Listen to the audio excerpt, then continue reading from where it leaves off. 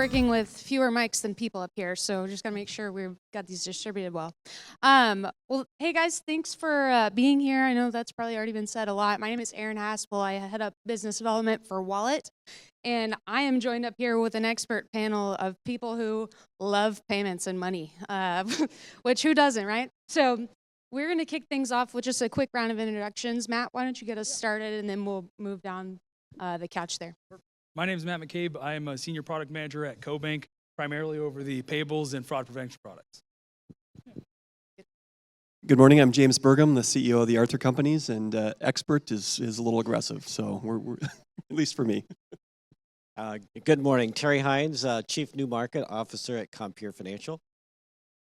My name is Stephen Valentin. I'm the CEO and founder of a company called Growers, based out of Durham, North Carolina, and we build software for ag retailers and cooperatives who want to increase sales and enhance customer loyalty, primarily serving that segment of the market that's embracing technology and using it to run their business. Awesome. Here with us. Okay, so we're talking about money, and maybe you're not an expert in payments, but we all like money, so there's definitely that there. But I want to talk about the elephant in the room, which is paper checks. Obviously, you guys just saw the massive one that was on stage here. Not sure how that got lost in the mail, but nonetheless, it happens. And the majority of large agribusinesses actually still deal with paper checks, and they're totally fine with it. It's been working for decades, and their farmers aren't necessarily complaining because it hasn't been a hassle, and the change seems maybe not worth it. But Bushel, in our 2024 State of the Farm report, and plenty of other reports that are published pretty regularly out there, have found that if certain things like bids and hauling distance are similar among competitors, what are the things that set people apart in terms of who they're doing business with? And two things that we've found are faster payments, and the other one is somewhere on here, but marketing programs. But faster payments is really what we're talking about here. So I'm curious, James, from your experience, what are the main disadvantages or challenges associated with using paper checks in today's agribusiness environment? Yeah, thanks, Erin. I think the biggest challenge is that it does work pretty well today, and so I think there's an aspect of that. But I also think that a broader challenge that a lot of us as those that are investing in technology, are innovators in technology, they're looking at how do we transform digitization of payments in this case. Farming is, the average farmer is a solo entrepreneur. We probably have a lot of entrepreneurs in the room here. If you've ever been an entrepreneur, it can be lonely. And I think that that's something we have to keep in mind, that, when we've talked to our growers about adopting Wallet, and doing payments digitally, no one really ever tells you this, but reading around the edges, if you're a farmer, you're spending a lot of your time by yourself. And so the opportunity to go in, have a conversation with your merchandiser, have a conversation with your grower, it's an excuse to do that. And so I think that's one of the barriers that I think we see in terms of adoption of digital payments. But I think for us as the Arthur Companies, and I think I just heard this with the other group that was talking here previously, we have to meet our customers where they're at. We're going to have plenty of customers that want to transact digitally, and we need to make sure that we're there to provide that when they want to and how they want to. Yeah, I think that's a really good point. Stephen, I'm curious kind of what you think about this on the retail side too, is just knowing the disadvantages and challenges associated with using paper checks on retail. What do you think, are those challenges and how folks are handling them and thinking about digital payments too? I think primarily the disadvantages are the things that you give up are speed, efficiency, and security, right? Everybody likes money, and generally nobody complains when they get paid faster, when their payments are more secure, and when they show up on time. So when you result to a more conventional or traditional way of getting paid, I think you just take on maybe unnecessary risk, right? And the challenge is, and James alluded to, is how do you get people comfortable with trying a new way that's unfamiliar, right? It's new and potentially better, but it's unfamiliar, and that hurdle is probably the biggest kind of hurdle that I think a lot of farmers and retailers in the space, have to overcome. Because the cognitive load on doing something new, even though it's easier, better, faster, maybe more secure, still is new, right? Yeah. And so Yep. we're just kind of preconditioned to like doing things that are familiar. And I think that's going to continue to be the challenge for adoption of this type of technology in the space. Yeah, that's a good point. I can remember just like anecdotally on my personal experience, the first time I ever heard about something like Venmo, right? And I was like, oh no, I don't know about this. This feels risky. And then I owed somebody $10 for pizza, and it was a lot easier to just send them money versus finding cash somewhere. I definitely wasn't going to write a check, but it seems like a really similar hurdle. Matt, what do you think?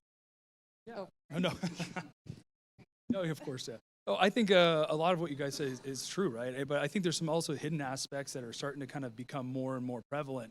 Things like cost, right? So cost has been something that checks have had the luxury of being pretty dang cheap, right? Just a little bit of upfront cost to get a printer, get some stock, and go. But lately, those things have become more expensive as things have, right? And even the stamp, right? It's the first time in like 2 years. The U.S. stamp has gone up 4 times in 2 years, right? So it sounds silly, 11 cents over 2 years, but when you're writing over 100 checks, and that's pretty small, right? If you're writing over 100 checks, that adds up. And so we want to be cognizant of the costs along the way, and I think pretty soon it's going to become just too costly to handle checks. Okay, we're going to transition towards digital payments, and Terry, I'm going to start with you on this one. But from your perspective, why did you and Compeer and Landon kind of just alluded to this, decide to explore and begin using digital payments within the organization between both, we're talking about internal staff and external with the customer? What are some of the advantages there maybe that you guys saw? Right. So thanks for the question, and thanks to Jake and Aaron for you inviting us in. Some of our more sophisticated clients, as the gentleman just pointed out, have been using online movement of money for quite a while, and either through ACH or wire, and moving money on a real-time basis so that it really hits.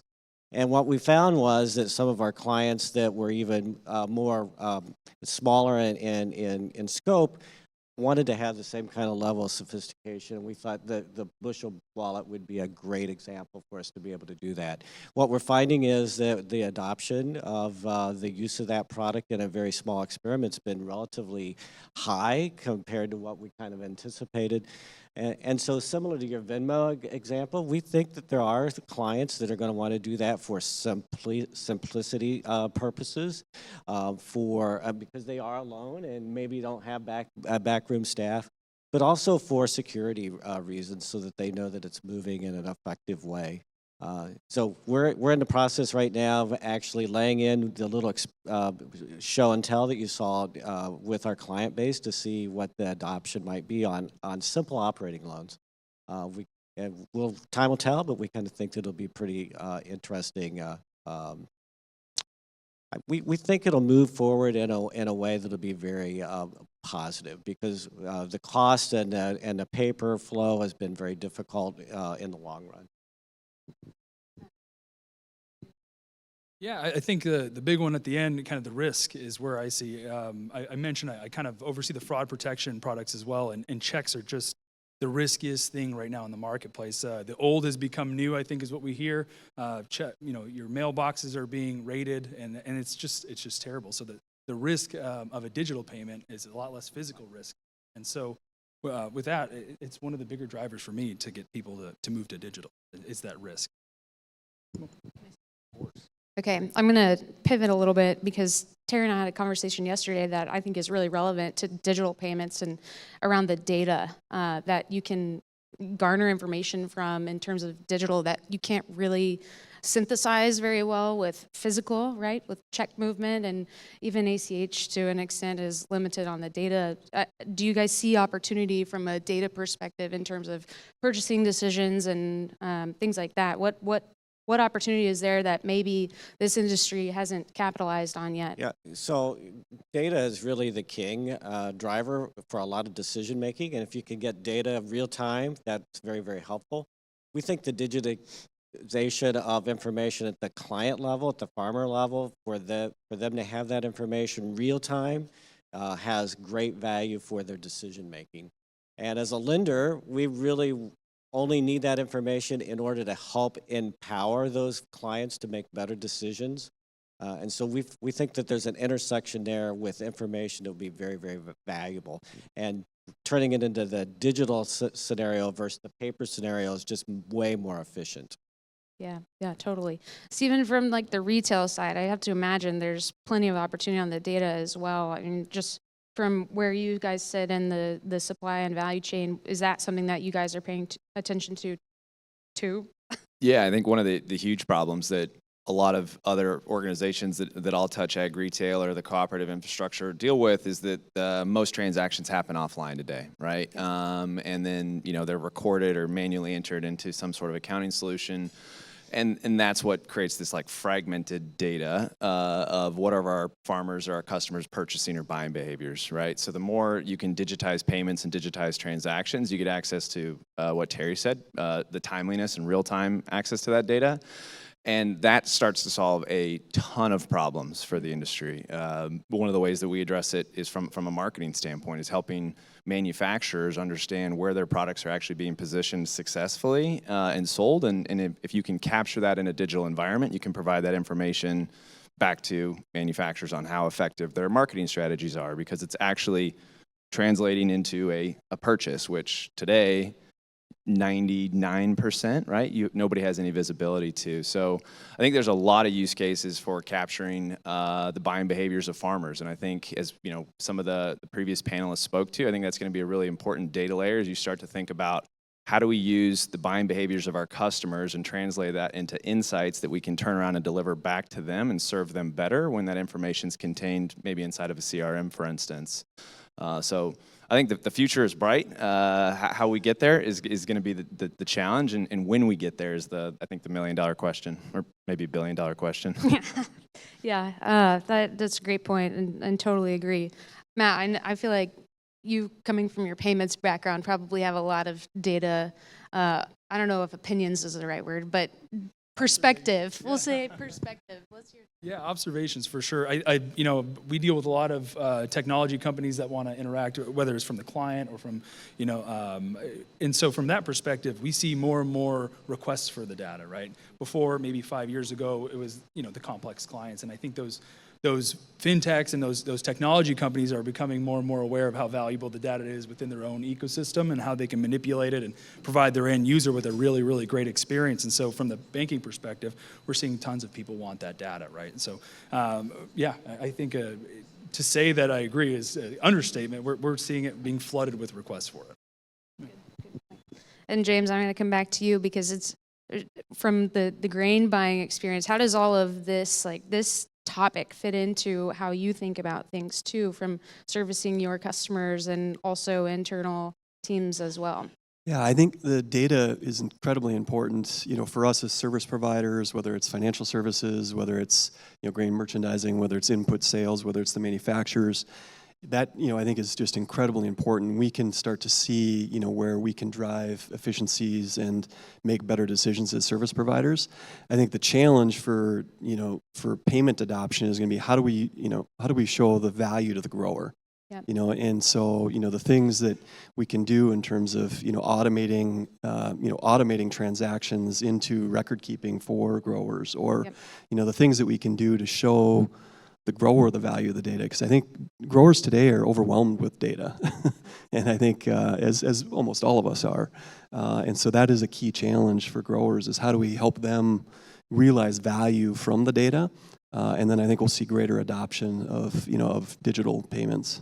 Yeah, that's a good point. Let's talk about some of the barriers, because I think we've hit on that a couple of times, whether it's just the data inundation or the what you're just talking about initially, the ceremony of the payment that somebody referred to. Yes, somebody referred to that as a ceremony. It was like, that's exactly what it is. Like it's a whole, you could schedule your day around driving into the elevator to pick up a check and having a cup of coffee, and I'm sure that is relevant to a lot of folks in the room. So what other barriers do you think are there that exist to adoption of digital payments, and how do you see your organizations overcoming those barriers? Because I think that's, without a doubt, everybody agrees this is on the horizon. Like it's hard to look at the world that we live in and think it's not, because every other industry has done this in some capacity, with consumers really leading that behavioral change, if you will. So again, back to the question, or what are some of the barriers, I think, to adoption, and then how do you see yourself overcoming those? I'm going to start with you, James, because I'm curious mostly about you. Yeah, I think again, it's how do we show value to growers, and I think that it's it does take the ecosystem of all the service providers being able to demonstrate value and why it why it can help your operation, and I don't think it's again, I don't know the answer sitting up here today. If it's, hey, I get 7 days quicker payment on my farm, and I'm really like focused on my working capital. I don't think that a lot of growers are like doing that. So I think there's got to be other things that that we can get value out of, and maybe it's things like loyalty programs, right? What are the things that we can tie into that increase the adoption of these tools that make it more efficient for the entire ecosystem. So I think it's going to take some creativity in terms of extracting value out of digital payments to really get widespread adoption with growers. Yeah, Terry, what about you? Well, that's a great question, and it's a question that's on our mind a lot. We're trying to change the mindset of our loan officers.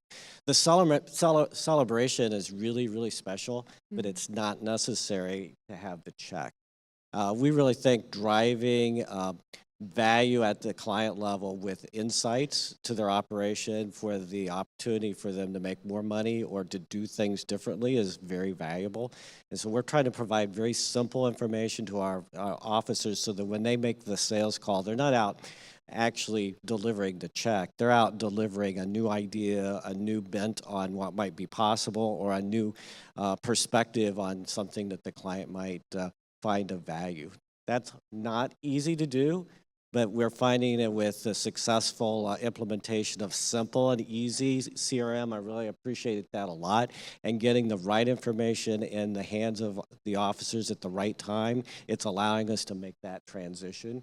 I think we're all on a journey, but that's the golden nugget that we're looking for. And digital movement of the operational things becomes secondary, and really not the reason for the visit at all. It's really about driving future value so that you have a much more strategic discussion. So are we there yet? No, but strategically, that's the point of view that we're trying to drive forward. Sure. Yeah, that's great. Man, I feel like we could talk about that for a long time, but I'm going to move on to the next question. But this is back, well, not back, but we've hit on this a little bit. We all know the average age of farmers continues to climb. And now now there are more farmers under the age of 40 than in years past. And these farmers are becoming more and more the decision makers on the farm. So you've got this up and coming generation, right? The State of our Farm report that Bushel does every year shows less than 40% of that age group actually wants paper checks. So the trend is for something different, and are more interested in things like digital wallets or digital payments, or I read that as convenience, right, and speed. And so that under 40 age group is really kind of showing a lot of, interest in that in general. And I'm curious how in general the younger generations are pushing the envelope on technology expectations, particularly regarding digital payments and financial transactions. So maybe start with Stephen on this piece, but I think maybe hit the first part of the question is how are the younger generations pushing the envelope on technology expectations, and then we can get into the financial transactions, because I think there's a linkage there that makes a lot of sense for a lot of use cases. But here's kind of what your thoughts are on that. Yeah, I mean, the way that I look at it is if you segmented farmers into just two categories, right? There's the segment that is increasingly using technology to run and manage their business, and then there's the segment that's not. Right? And there's only one of those groups that's getting bigger, right? So 5 years from now, are more farmers or less farmers going to be using technology to run and manage their business? I don't think anybody would argue that it's going to be less, right? And so, I view that as a very strong strategic competitive advantage for retail, right? To lean into that, to embrace that. And I think there's this push-pull dilemma on the adoption of technology, and some of it that's being pushed from farmers, some of it's being pushed from their retail counterparts. And I think this is an example where this is going to need to be pushed from retail, right, to adopt it, to make it available, and to create that very first like successful proof point that it is possible, you can trust it, it does work, right? It's the Venmo pizza experience. You were a skeptic until it actually happened, and now you're a faithful believer. I think retail is in a unique position to kind of lead that change, offer this as an option, and then help farmers take that one step to the right. And the beautiful part about it is that that tomorrow there's going to be more opportunity to serve more farmers in this way, right? It's only trending one direction. And so there's a segment of the market, quite honestly, in the retail and cooperative world that isn't going to embrace that change. Certainly isn't going to embrace it faster. And so, for folks in this room, your ability to adopt that technology before your competitors, I think already positions you, just statistically, to be able to serve more farmers in a way that they prefer to be engaged with. And so that's kind of how I see this adoption conundrum kind of actually working itself out, and why I think it's a smart thing to actually lead the industry and kind of push farmers along in this specific case, which I don't think can be said for all technology, but I certainly think it can be for this one. Yeah, that proactive positioning feels like really, really relevant in a lot of different categories, but particularly in payments, as we're talking about today. But being ready when that tipping point hits is going to be much better than not being ready. And I think that's how a lot of folks are thinking about this is, well, what do we do and how do we prepare ourselves? That's why, historically ACH adoption has been low. I'm sure there are plenty of people in the room who have really tried to make a push and an effort to increase that adoption with your farmers or your customers or your borrowers. And in the last couple of years, we've seen that go up. But there's still that segment that's, okay, well, what about those who are still lagging? And how do we serve them now, but also know that that's inevitably going to change? And so it's tricky. Like, that's a tricky balance for sure. James, what about you? What do you think about that under 40 age group kind of pushing the envelope? I don't know what I was going to say. Envelope. I agree with Stephen. It's the trend is only going one direction. So I think, for those of us in the room, we are investing ahead of the curve here and need to be if you want to be competitive. Because I think, any of us that have digitally interacted with a bank today, I over the last 15 years, 20 years of my life, I'm making financial decisions on where to do financial business based on the experience that I have with their digital tools. Yeah. And so I think as consumers, we've all experienced that. So I think growers are going to continue to go through that same transition here, where if you don't have those tools, you're just not going to be relevant. Yeah. And so I think you got to again meet the customer where they're at and be prepared for that tipping point, because I do think it will come. So. Yeah, that's actually, you bring up a really good point. Is the decision point on where I'm going to do my business, my financial business, the bank that I partner with as a business, or even me as a consumer, is all based on factors that are tied to convenience and what can be offered to me, right? And so I'm sure that these two guys coming from the banking space or banking adjacent space is probably have a lot of thoughts on that too. So Jay, go ahead. Yeah, frankly, we're not finding that it's an age cut. It's a mindset cut. And so a lot of our older individuals, what we really discovered was if they're trading at the consumer level, if they're trading commodity or a unique ag product at the consumer level, they had to go digital long ago. And so that transitioned some of the even core ag businesses. So our territory is around Chicago, Milwaukee, Madison, the Twin Cities. And there's a lot of commerce, ag commerce, that takes place. And so those individuals, even with legacy large operations, had to go digital. And then you coupled it with some of the smaller farms that are doing niche activities, really leverage the digital play. And so it's happened very organically when you start trading outside of the ag space. So I think Jake mentioned early on about we're kind of this messy middle that haven't figured it all out. If you really look at the end consumer, it's figured out, and it plays live. And so it's kind of shame on us for not being there and trying to get in that space. So that's why we don't have Venmo, we have Bushel that we're looking at, and we just think that it's going that direction. So that's our point of view right now, and thanks for the question. And that's a good point. You know, I agree with everything everybody's saying here, but I think there's something that's not being discussed, and it was actually just touched on a little bit ago, but it's kind of that experience that the generation had with the technology. So the systems or ERP providers, fintechs, whatever it is, have gotten really good at providing a user experience that allows you to keep coming back, where maybe the previous generation didn't have such a easy or seamless experience with that technology. So I think that's the benefit this generation is seeing, is they have that you know, you can give your kid the iPhone and they can manipulate it, right? So same concept. You're giving, you know, this generation a really easy to use piece of technology, and they're running with it. Well, Terry, you kind of set me up for my next question, so I appreciate that, and Matt kind of carried it through too. But why do you guys view Bushel as a good partner for innovating digital payments? And James, maybe we'll start with you. Is what's driving your kind of decision there?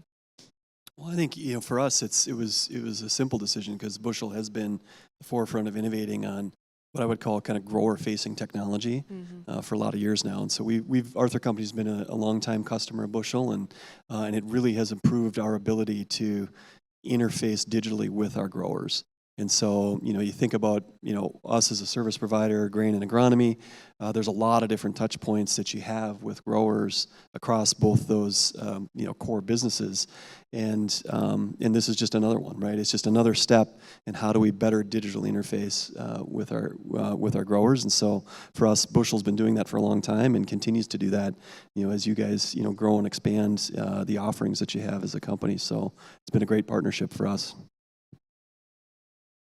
So we're looking at infrastructure. In order to have scale of anything, you need infrastructure. And Bushel's playing with all of the types of clients that our customers are working with. You're working with elevators, you're working with input suppliers, with manufacturers, et cetera. And that's the infrastructure that we trade in and day out as a lender, and our clients trade in and day out. And so we felt like that intersection was the right kind of partnership for us to look at. And, you know, it's just like any other, I'm going to use the word utility. Jake probably won't like that, but it's really providing underlying conduit for business to take place very seamlessly and very effortlessly, and that's really important. And so that's why we're taking a look. Yeah, so with our business, you know, our customers, farmers and retailers, are purchasing seed, fertilizer, chemical, and energy products. And so when we, you know, decided to partner with Bushel, we viewed it as a strategic competitive advantage to our platform, because we want to be able to deliver exceptional value to our customers and make it easier for their customers. So our customers, the retailer, their customers, the farmer, to do business with them, right? So if we can make it easier for farmers to work with our retail partners, they're going to be more successful, and then inherently we'll be more successful supporting them. So it really made sense for us.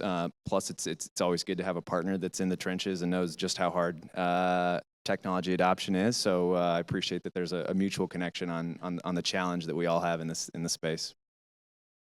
It's a big community thing for us, right? So we notice patterns, and we see that the community can benefit from something like Bushel. So it's really easy to stay close to it and understand where we can, as a bank, fit in and you know, make sure everything's working for a great client experience downstream. It looks good for not only the, you know, the fintech at the end, but the bank for being able to kind of interact with those fintechs in an easy way. And that's ultimately what we're trying to do, is make that community a little stronger, a little bit more meaningful in the place, right?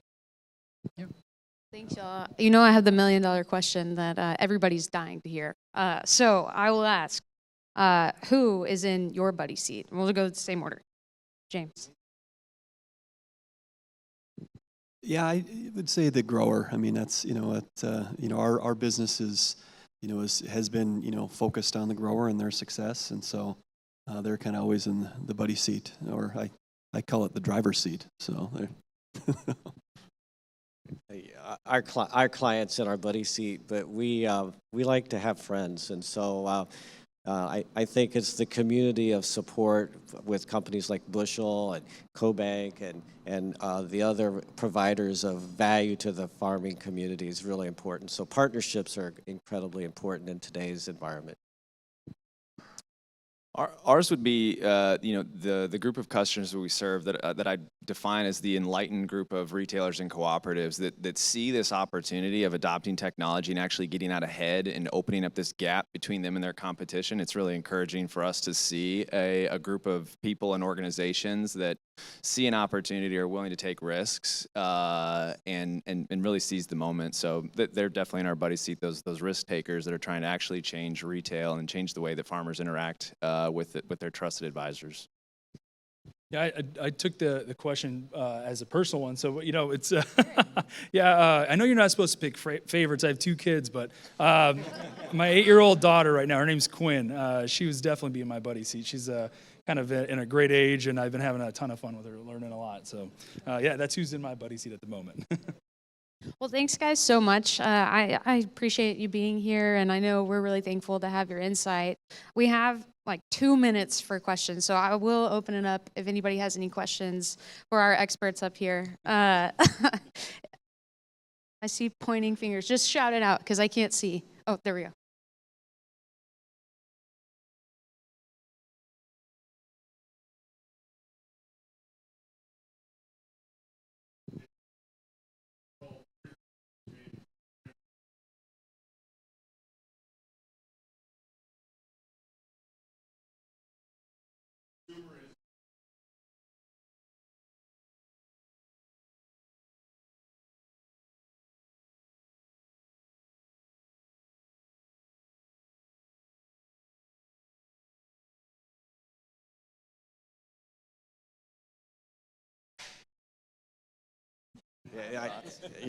I think you're right on. It's a change of the mindset, and we're really, I kind of shared a little bit a while ago, it's really important for us to change that mindset. The consumer experience that we all have is so different than the retail experience that we have when we talk with our legacy, and we need to shed that and start bringing other value, additional value when we have those discussions. We're not there yet at all, but it's the right question to ask, and that's part of the journey. And so we think we need to make the process so incredibly simple and easy that you can really get into deeper, wiser, more insightful discussions with the client, which would be better.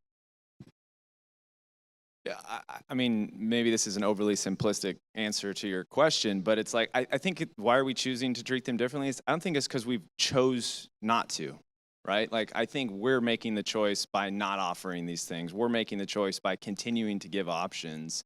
I think at some point, businesses are going to make a decision on how can we continue to support our business and that of our customers, and I think it's increasingly moving this direction, right? So when it becomes an option, or not even, maybe it doesn't become an option. When it becomes the way, right, that business is done, people will adopt it, and I think they'll learn that, the boogeyman in the closet of digital payments or moving away from checks wasn't nearly as scary as we thought they were.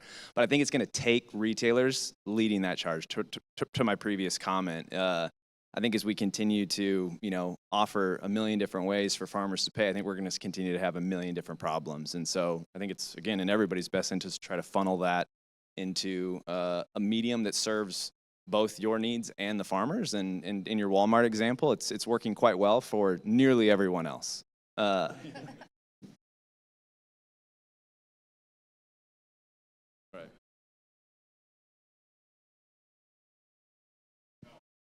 I think there's just a lot of generally like fear, right? Everybody's fearful to disrupt that relationship, and they don't ever want to introduce any potential tension, especially when it comes around tension of getting paid.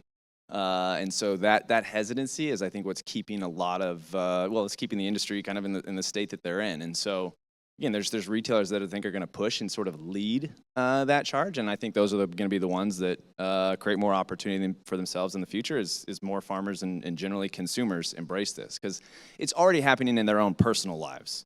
They're paying digitally for everything else, and then all of a sudden they get in their work pickup and decide they have to go to the elevator and pay for a check. It's the only thing that they're doing. So it will come. I think they need to be led. I think some of the small roadblocks that kind of stop people along the way is there's a lot of protections for consumers that don't exist, right, for kind of the small business. And so the banks are trying to figure that out along the way to create a really great experience to make sure that they don't leave the consumer or the small business open like they would for the other.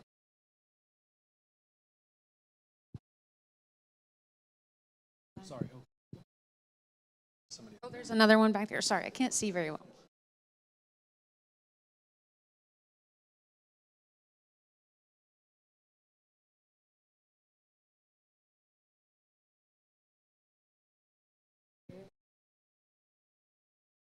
Yeah, I'll repeat the question. The question is about deferred payment. Is that correct?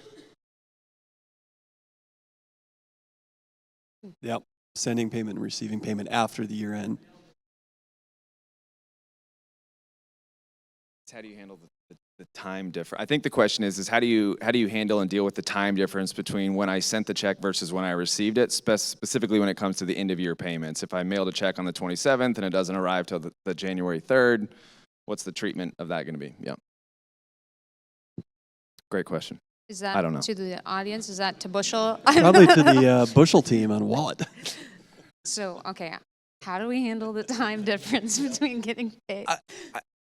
I'll take a stab at Sure. it, and then maybe somebody on the Bushel team is a lot smarter. Yeah, I think that's kind of one of the benefits of moving to a digital system is it's nearly instantaneous. I mean, granted, I think there's some time delays when you're doing ACH transfers and stuff, but I think it's going to maybe afford producers an opportunity, for better or worse, to wait till the last minute to make those payments. Maybe that's one of the impacts it'll be, but Yeah. I think the instantaneous nature of digital payments.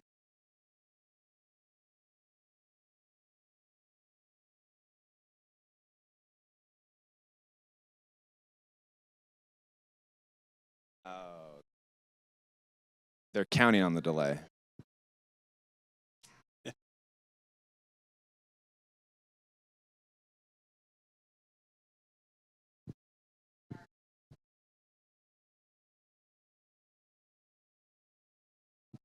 Yeah. Sounds like a feature.